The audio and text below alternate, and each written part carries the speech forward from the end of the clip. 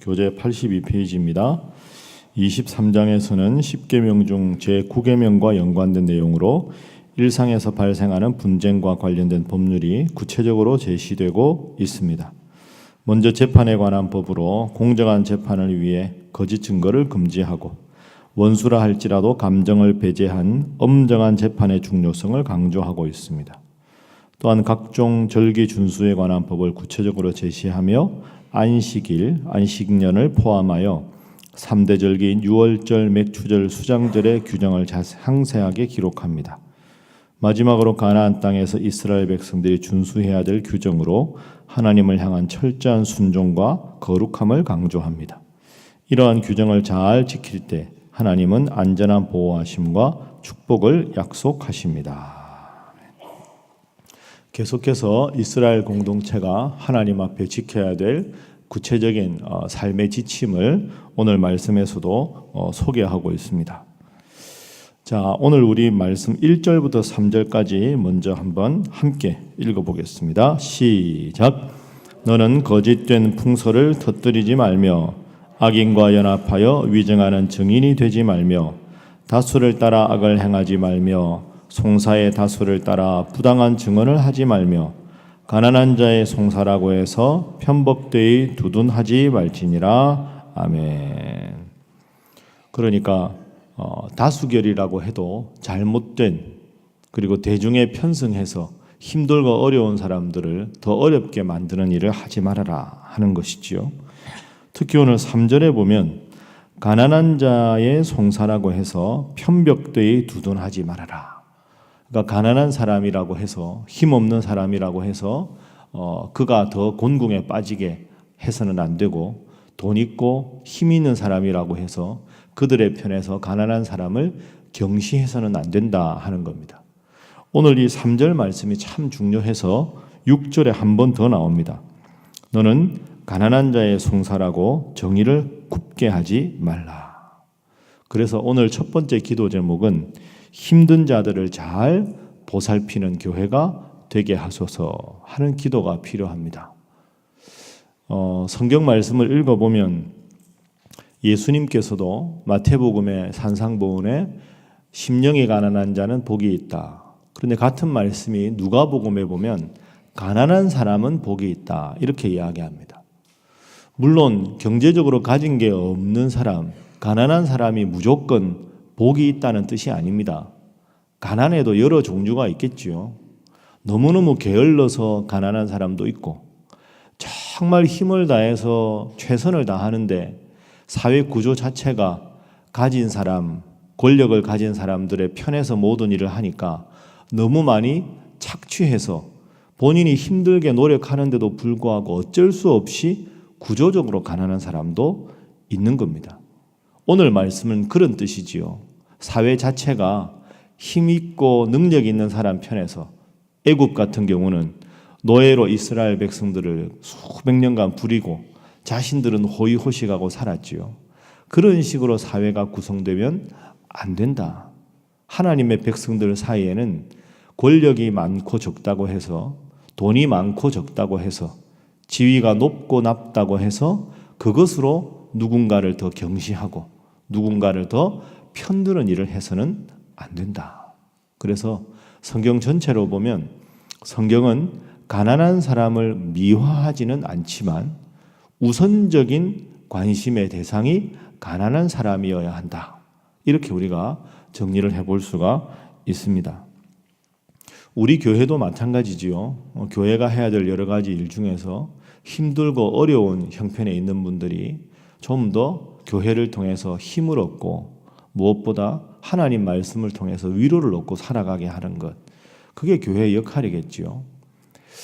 제가 이번에 그 일본 구원교회에 갔다 오면서 이제 집사님 한 분하고 대화를 하는데 그 집사님은 사진을 아주 잘 찍으시는 분입니다. 그래서 본인이 사진 아카데미도 해서 사진 잘 찍는 분들을 양성도 하고 하는데 직장 생활하면서 그분이 그 봉사활동을 하시는데 제가 참 인상 깊게 들었습니다. 사진을 꼭 이렇게 찍어드려야 될 분들 중에서 그 중증 뇌성마비를 앓고 있는 청소년하고 아이들, 여러분 생각해 보면 그 아이들은 평생에 밝은 사진을 찍기가 힘들지요. 우리가 이렇게 찍어도 얼굴 표정이 환하고 아름답게 나오기가 힘듭니다. 그래서 그런 아이들이 있는 곳에 가서 그 사진 동아리 회원들하고 자발적으로 그 아이들을 위해서 평생의 추억의 거리가 될 수 있는 사진 찍어주는 그런 봉사활동을 하시더라고요. 그런데 그 아이들한테서 작품 사진 하나가 나오는데 평균 시간이 30-40분 걸린답니다. 우리가 예를 들어서 뭐 사진관에 가서 증명사진 찍거나 하면 그냥 옷 딱 입고 몇 컷 찍잖아요. 그런데 그 아이들한테는 사진관을 못 가는 거예요. 만족할 만한 사진이 힘드니까. 그래서 아이 한 명당 30-40분 모든 포즈를 다 찍어서 그 수백 컷 중에서 가장 행복하고 아름다운 표정이 나오고 몸에 이 밸런스나 이게 조화로운 사진 한 장을 뽑아내는데 그 보람이 있다 하는 거죠. 제가 그분 말씀을 들으면서 이분은 그 사진을 잘 하는 달란트도 중요하지만 이렇게 마음을 쓰시는 걸 하나님 얼마나 기뻐할까 그런 생각을 한번 해봤습니다. 교회도 이런 일을 찾아야 되겠지요. 얼마 전에 청구동 주민센터에서 교회 협조 들어온 게 있습니다. 제가 지금 이제 장로님들하고 협의 중인데요.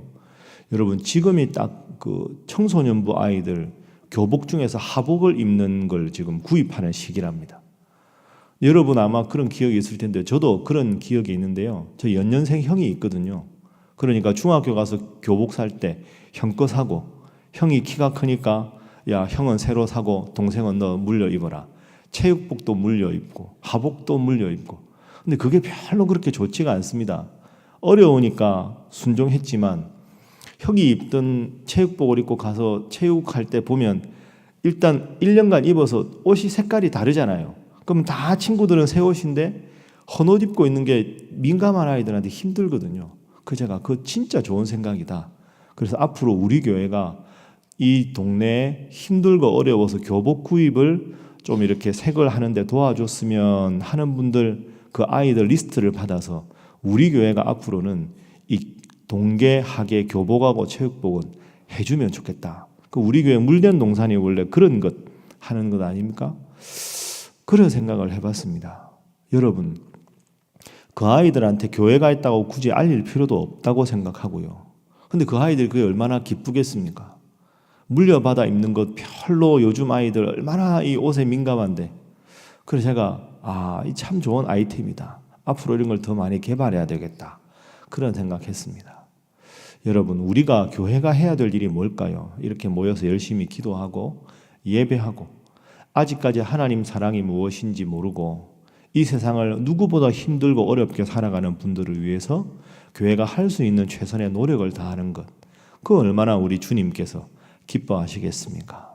여러분들도 이 지역을 위해서 좋은 의견이 있으시면 소통을 통해서 꼭 알려주시고 열심히 기도해 주셔서 우리가 말만 할 게 아니라 교회와 성도가 정말로 이 지역에 힘들고 어려운 분들의 희망이 되고 기쁨이 되는 그런 교회가 될 수 있도록 열심히 기도하시고 협조하시는 분들 되시기를 주님 이름으로 부탁합니다.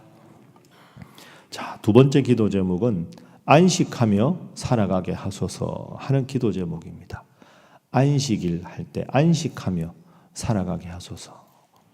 오늘 본문 말씀 10절 이하에 보면 안식년과 안식일에 대한 규례가 나와 있습니다. 10절 말씀에 너는 6해 동안은 너의 땅에 파종하여 그 소산을 거두고 7째 해에는 갈지 말고 묵혀두어서 내 백성의 가난한 자들이 먹게 하라. 그 남은 것은 들짐승이 먹으리라. 12절 너는 6해 동안에 내 일을 하고 7째 날에는 쉬라. 소와 나귀가 쉴 것이며 여종의 자식과 나그네가 숨을 돌리리라. 안식년이 되면 일만 안 하는 게 아니라 동물들도 다 쉽니다. 이게 하나님의 법칙이지요.